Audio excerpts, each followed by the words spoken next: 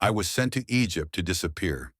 Instead, I uncovered something they tried to burn out of existence, and the moment I broke protocol, I knew I might not make it home.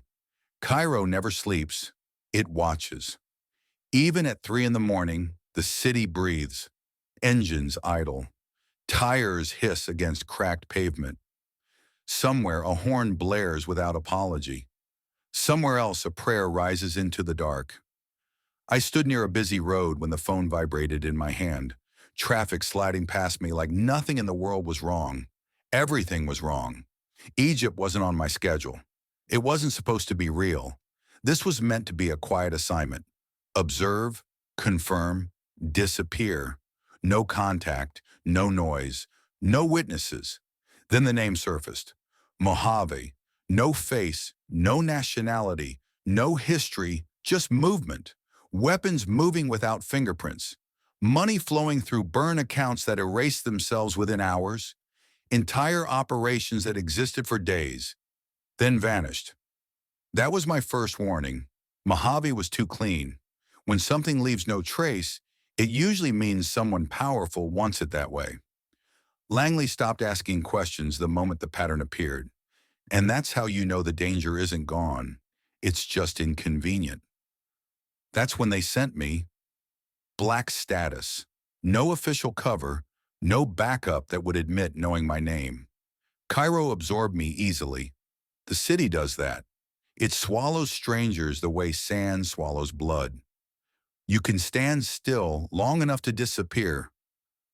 But I didn't disappear. I watched.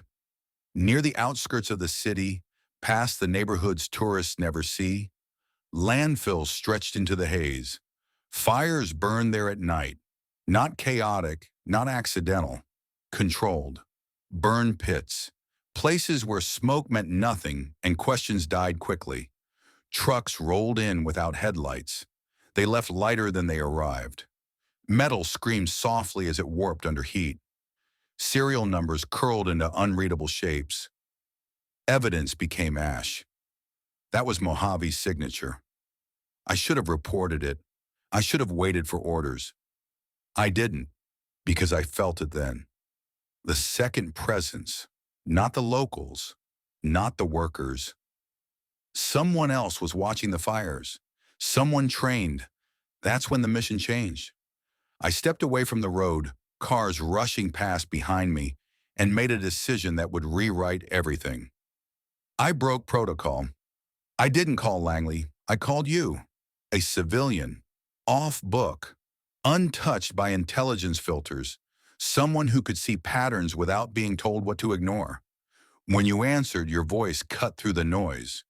For the first time since I landed in Egypt, I knew I wasn't alone. And that realization, that's when this stopped being surveillance and became a war no one would admit was happening.